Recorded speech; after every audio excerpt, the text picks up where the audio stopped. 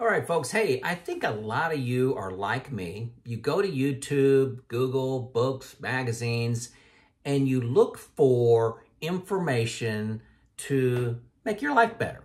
Maybe that is a hobby. Maybe it is a vacation you're planning on taking, and you like some hints and tricks on, to be an informed traveler when you're going to Alaska or going to Europe, Africa, wherever you're going. But, I think a lot of you come to this channel for retirement. But, folks, I know you've learned a lot of things about me and my family life, decisions I've made, my career.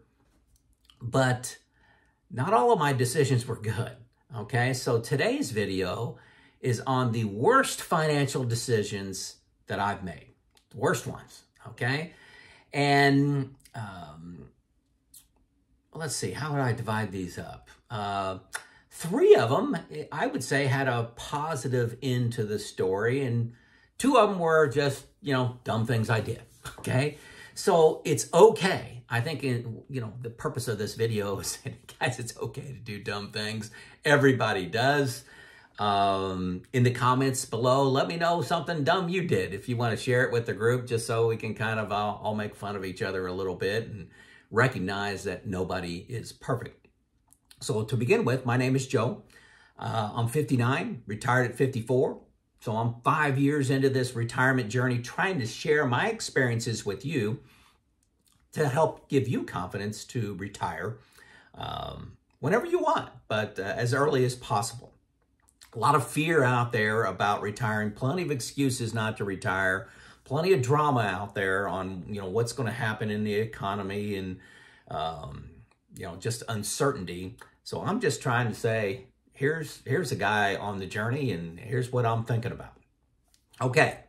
So, and these are in order that they came to my mind. Okay. These are, I started this list maybe a week ago. My worst financial decision by far, was retiring early. Okay. I retired at the peak of my career, making a lot of money. I had no debt at the time. And you remember, I was retiring to start a part-time, 25% time consulting on a reliability maintenance approach that is unique, that I was very passionate about, and I've used it in several locations, but very passionate about it. But retiring early, if I would have worked 1 more year or 2 more years, just worked to 55, 56, 57, the amount of money I could have saved and squirreled away, piled up, was enormous, okay? And it was very difficult to turn my back on all that money retiring early. But, folks, the biggest challenge,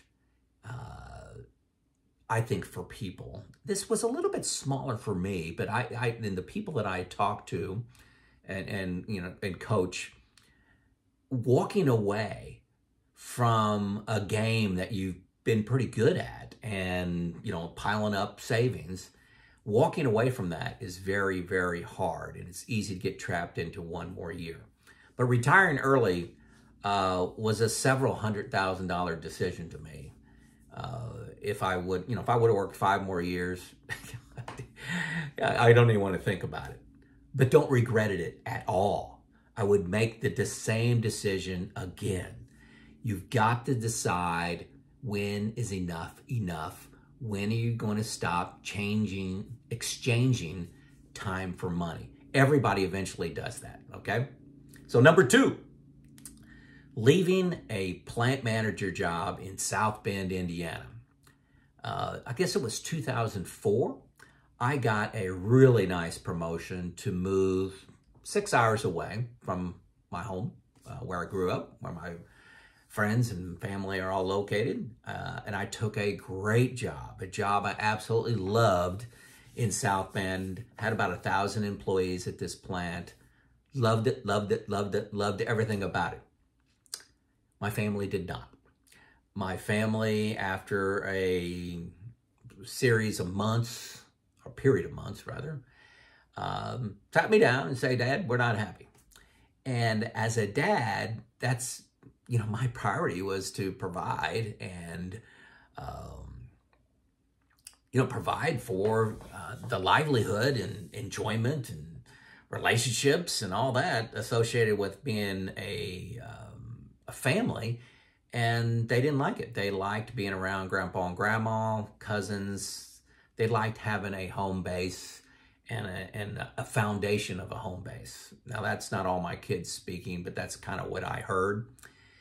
And I took a job back here in southern Indiana, I'll say with a 30% pay cut.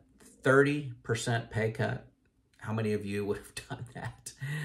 I cringe at thinking about what that job could have led to. I was on a path to change jobs every couple years, move cities every couple years, and progress up the corporate ladder.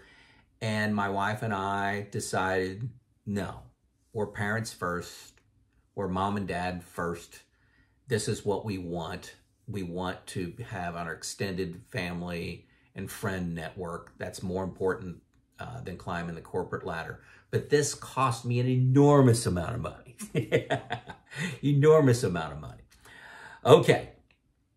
Number 3, stupid financial decisions. Now, when I say stupid, that means just looking at the finances. What cost me the most money? Okay. Another one is earlier in my career, I would say mid-1990s, I was working a rotating shift job at a factory. Okay, big rolling complex, 3,000 people worked at this plant. I worked a rotating shift job, worked nights, days, midnights. Every, couple weeks we changed, supervising a crew. And I worked a lot of, this plant worked 365 days a year, 7 days a week. Christmas, Thanksgiving, July 4th, just another day of operation. Okay. I made good money because I got premiums for working off shift, premiums for working weekends, premiums for working holidays. I think the number was around $30,000 pay cut to go to a straight day shift promotion job. So I got promoted, making more money in base income, but made $30,000 less on my W-2. And that was hard. That was hard. Very, very costly to do that in the short term. It worked out great. This one worked out better longer term, but it was a decision that cost me a lot of money. Still think about it here 30 years later. Anyway, so number 4, I sold some stocks in 2009. So you had the great financial crisis. I'm telling you, people that didn't live through that didn't understand. You do not understand how we thought the whole economy was collapsing. This is the whole mortgage crisis and just which, real estate props up most of the economy. And how bad was it going to get? How bad and how ugly it was going to get. I sold, where I should have been buying. So most of the bear markets, I did the right thing. But this one here, I didn't sell a whole lot, but I feel embarrassed with my education and understanding that I did do some panic selling in 2009. Got back in, a couple years later, but that was a rough time period. But that experience has helped me be a much better investor here in retirement and, since 2009 as well. The 5th thing, this one bothers me too. This list was actually easy to come up with because things that I just said, boy, I hope nobody finds out I did these things. This is mid-90s as well.